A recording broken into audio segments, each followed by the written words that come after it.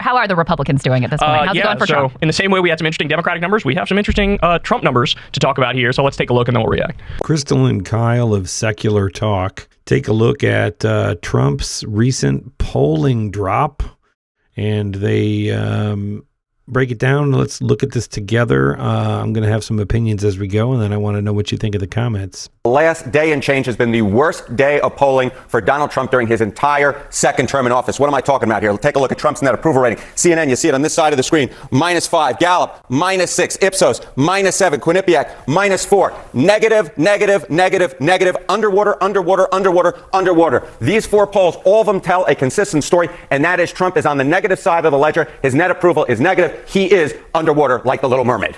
All right. What are the changes since the beginning of his term?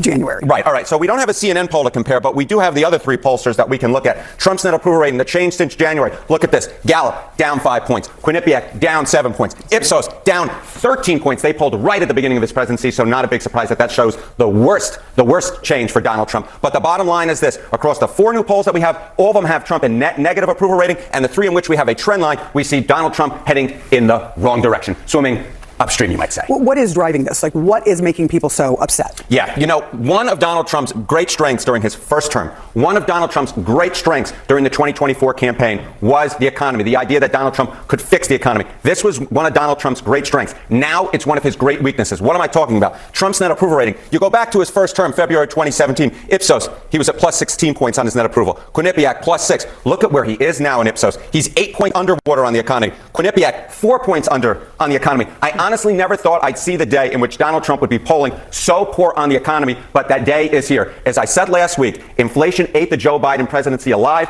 and right now it is very much the case that Donald Trump is in danger of inflation eating his presidency alive because his net approval ratings on the economy are underwater. So my theory is a little different than him. Okay. I don't think it's just inflation. I also think it's everything around DOGE, all of these illegal cuts, all of the... There was one person did the calculations and said it could be as many as 250,000 jobs that were just casually axed illegally by Elon Musk. Like, that has real consequences.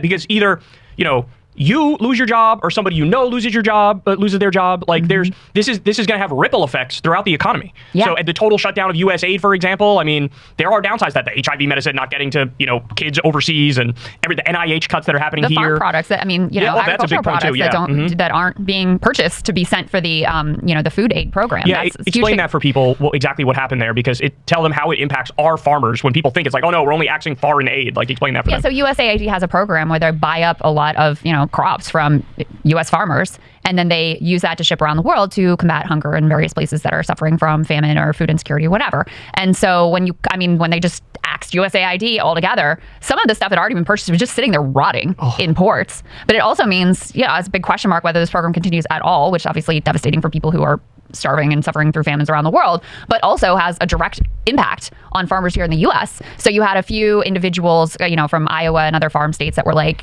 we got to do something about this. Like, this is a real problem in terms of creating markets for our farm products. And I don't know if did you see the Jesse Waters commentary about... So, he's like, wait, I know somebody who's getting impacted negatively. They're a veteran. They're what a the veteran. Hell? Yeah, and this is one thing that people don't realize that we actually were just learning. DEI programs oftentimes help veterans. Like, one of the groups that they're set up to help and promote and get jobs after they're coming out of the service, et cetera. Veterans. Some, like 30% of the federal government workforce are veterans. So whatever your internet-brained caricature of a government bureaucrat is, that's not reality. In reality, the federal government is chock full of people that you would find to be very sympathetic. Even Jesse Waters would find to be, very sympathetic and worthy of a job and, perfectly good person to have helping out at the Pentagon or helping out with Veterans Affairs or whatever it is. So, I agree with you that I think there's also just a sense of chaos of like, you're focused on all this weird, like Gulf of America, like I didn't ask for that, all this Greenland, right. What is Canada, you're going to war with Canada now, what is even happening with this? This is not what I wanted. This is not what I voted for. And they'll claim otherwise, they'll go, oh no, people voted for this like insane government handover to Elon Musk, which seems... They say it again and again. This is what this was the mandate. This is what America wanted, right? preposterous to me. But Trump made a concerted effort in the campaign to come off as like reasonable and normal so that people would feel like, oh, he's not going to do all this Project 2025 to be crazy clear, stuff. you're referring to the podcast strategy where he tried to like shoot the shit with these podcasts. That was the whole reason that he went on all those like bro-y podcasts, was for people to get this feel of like, oh, he's just kind of normal and he's just able to hang out with these dudes, and all these Democrats and liberals are losing their mind. He's not a fascist. He's just like going to come in and try to make the business climate better or whatever. And He's not a con man. He's not a convicted felon. A little more money back on my taxes. Maybe prices will go down. He's not the same president that ruined America in his first term. They were not down for this insane revolution that even I, as someone who was watching closely and was concerned about Elon Musk and whatever, like I could not have anticipated how extraordinary and how like radical this initial program has been. So I also think there's a real reaction against that, much of which has fallen on Elon's shoulders, but also of course is going to reverberate in negative sentiment against Trump. And, you know, and that's with them thus far being kind of lucky that there hasn't been some just total catastrophe that directly links to them that, you know, really has direct immediate impact on a lot of people's lives. So a couple things. The IRA, Inflation Reduction Act, they had their spending halted by Trump. And that also was crucial for a lot of farmers. A lot of farmers made upgrades to their farm and fronted the money knowing, hey, I'm going to get made whole on the back end by this program. Trump halted that. That's right. So there were some literal farmers who voted for Trump who were like posting on TikTok, like, I'm going to lose my farm now. I'm going to lose my farm now. You also have the NIH funding cuts, which that destroys the state of Alabama, for example. So many of the jobs at the big university there are for that. I mean, they're literally cutting 60 or 70% from the funds that they get, which means it's going to decimate cancer research for children and all these other things. And so many jobs are going to go away as a result of that. And you also have, they killed the anti-scam police, the CFPB. Guys, this is an agency which returned money to 200 million That's the majority of Americans had a positive interaction with this government agency. Over $20 billion returned. You can't just kill that and think like, you know, nobody's going to notice, right? The Department of Education, they're going after that. I think just intuitively when people hear like, wait, they're going after what? The Department of Education? That feels like, really? That's what you're going to do? And then also, you know, you have to talk about Elon's self-dealing. I mean, this stuff is in the news every day now, and it's front and center. The fact of the matter is, Elon is getting more subsidies for SpaceX and for his companies. At the same time, he's, for example, cutting NASA, a direct competitor to SpaceX. As you point out, you have like over a dozen government agencies that were investigating Elon Musk for wrongdoing, and he's killing those government agencies. I mean, you can look at some of the Nazi stuff about Elon's family and his Nazi, you know, his ultra right, whatever. You can look at that, but you don't have to go any deeper than the profit motive with him. With Trump, some of this stuff of people scratching their heads and being like, what's happening? What is he doing?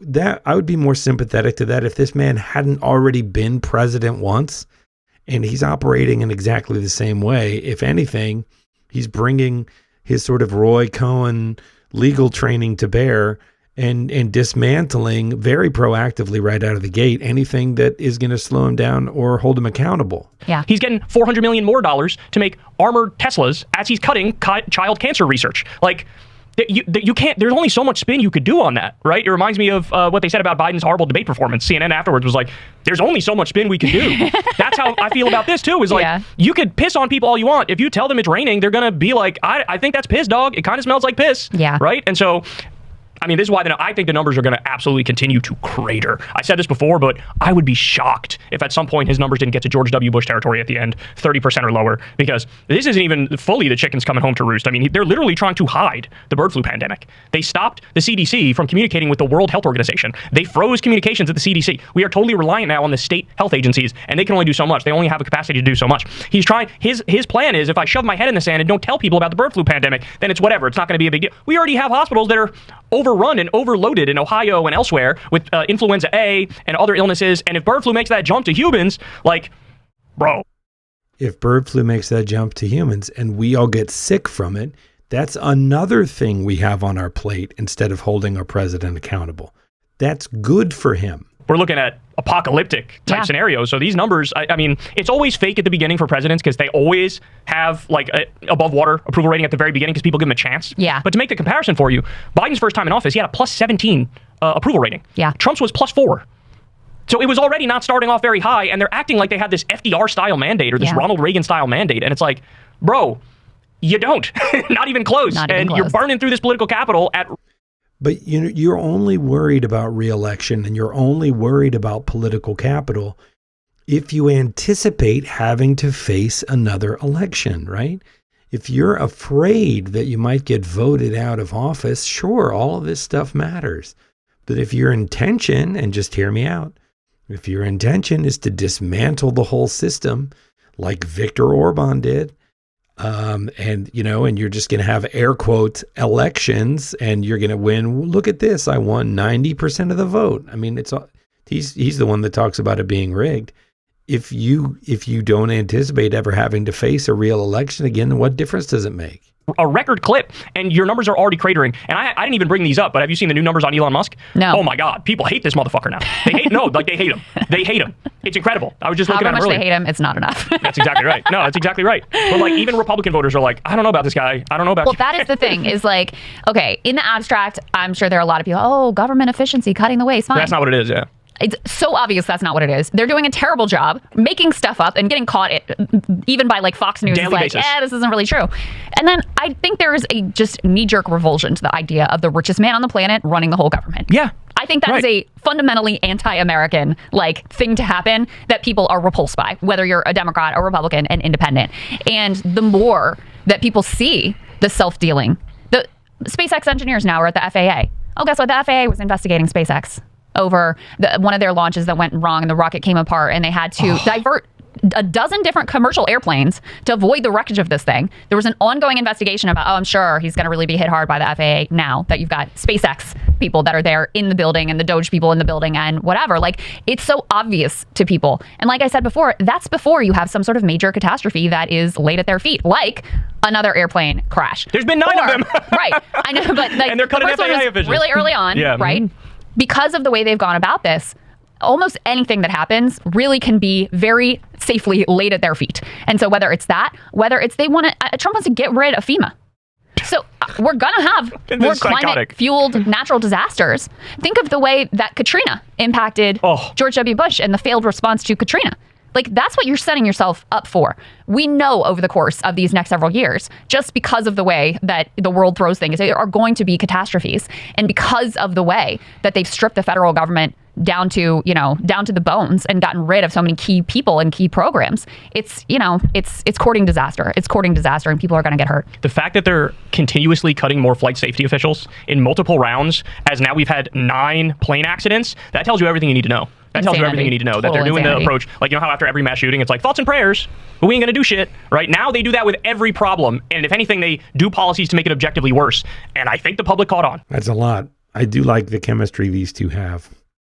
Let me know what you think in the comments.